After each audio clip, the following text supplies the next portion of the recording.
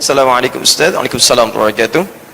Apakah batal wudunya jika secara tidak sengaja seorang suami bersentuhan dengan istrinya? Apakah batal wudunya jika seorang suami, kan, yang telah berwudu tidak sengaja bersentuhan dengan istrinya? Baik teman-teman sekalian, dalam persoalan ini kita akan bagi pada dua bagian. Bagian pertama tentang sentuhan. Ya.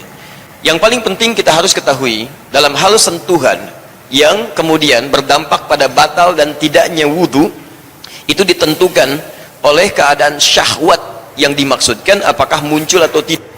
Ini keterangan yang pertama.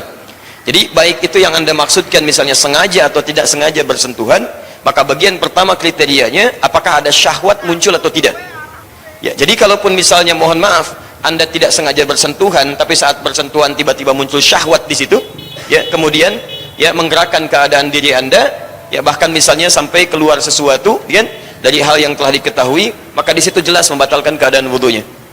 Tapi sebaliknya, sekalipun dalam sentuhan yang sifatnya sengaja ada sentuhan, tapi dalam satu kasus tidak ada syahwat keluar dan bukan karena sengaja kebiasaan untuk menyentuh misalnya, ya, maka dalam hal ini bahkan tidak membatalkan wudu.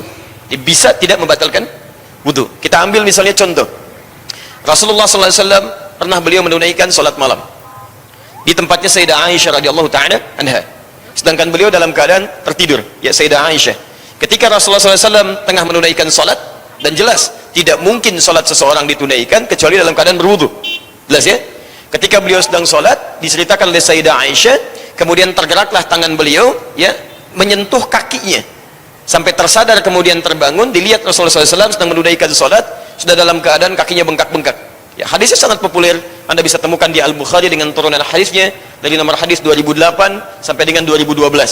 Sampai di situ kemudian beliau mengisahkan tentang keadaan sifat sholat Nabi kepada beberapa sahabat yang bertanya. Di antaranya Al-Mughirah bin Syu'bah, Hudzaifah Al-Yamani, kemudian ada sahabat Abdullah bin Mas'ud radhiyallahu taala anhum jami'an.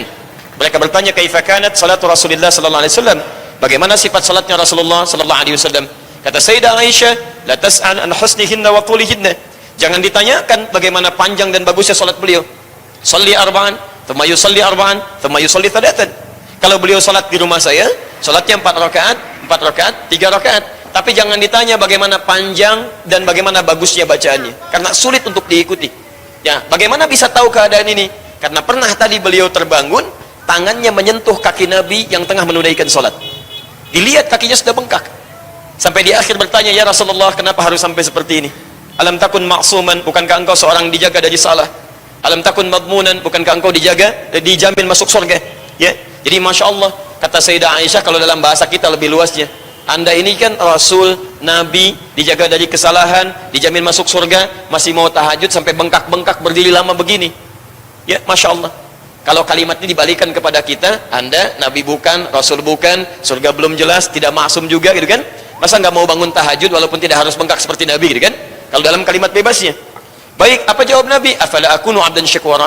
Apa nggak boleh aku menjadi hamba yang bersyukur kepada Allah Subhanahu wa taala? Apa syahidnya kaitan dengan pembahasan kita? Kaitannya adalah ketika Sayyidah Aisyah tangannya terkena kaki Nabi, ternyata Rasulullah SAW tidak membatalkan sholatnya, tapi diteruskan oleh beliau. Teruskan sampai dengan selesainya, sampai dengan tuntasnya. Baik, maka para ulama hadis di sini memberikan pandangan, termasuk ulama fiqih, dalam keadaan-keadaan tertentu, sentuhan bahkan yang terjadi, gitu kan? Sentuhan bahkan yang terjadi, dan nanti akan Anda lihat juga, Nabi dalam keadaan puasa Ramadan pernah mencium istrinya. Ya, dalam kebiasaan rutin beliau ketika akan berangkat beraktivitas, apakah membatalkan puasa? Tidak. Ya, karena itu kegiatan-kegiatan rutin harian yang sudah biasa dilakukan, yang tidak menghadirkan syahwat. Jelas di sini? Nah, jadi sekalipun ada sentuhan misalnya, tapi dalam sentuhan ini tidak melahirkan syahwat, tidak berniat pada keadaan yang khusus terjadi antara suami istri, maka itu dipandang tidak membatalkan wudunya. Baik, tapi kalaupun Anda misalnya, mohon maaf, tidak sengaja sentuhannya, tapi dari situ muncul syahwat, bahkan Masya Allah tidak menyentuh secara fisik, tapi sentuhan non fisik. Ya, jadi di Quran itu termasuk di bahasa Arab ada 2 jenis sentuhan. Ada sentuhan pertama, yaitu sentuhan secara fisikal. Ya, dalam bahasa Arab disebut dengan lamasa. Ya, lamasa. Ya, hari ini antum imannya cukup kuat yang ada di sini ya. Makanya nggak pakai papan tulis, cukup dibayangkan aja. Lam, mim, kemudian sin, insyaallah. Lam, mim, sin. Lamasa. Baik, itu yang dimaksud sentuhan secara fisikal. Jadi kulit ketemu kulit bisa begini. Itu lamasa. Kalau masing-masing berniat saling menyentuh, masing-masing, misal suami ingin menyentuh, istri ingin menyentuh, ya, ada keinginan saling menyentuh. Maka di sini kalimatnya berubah dari lamasa dijadikan ditambah alif di depan lamnya. Lamasa. Jelas ya? Dia ada lamasa, ada lamasa. Awas beda. Ya. Hati-hati ini bahasa ini agak ketat gitu ya. Agak ketat di sini. Anda salah belajar, salah menyimpulkan. Ya, seperti kalimat wudu misalnya, gitu kan? Bagaimana menjadi dau, bagaimana tidak menjadi dau. Nah, itu ada turunan-turunannya. Nah, itu bahasan lain nanti insyaallah ya. Baik. Lamasa menyentuh. Lamasa saling ingin menyentuh. Kalau kalimatnya lamasa belum tentu batal wudu. Tapi kalau sudah lamasa pasti batal wudu. Pasti batal wudu.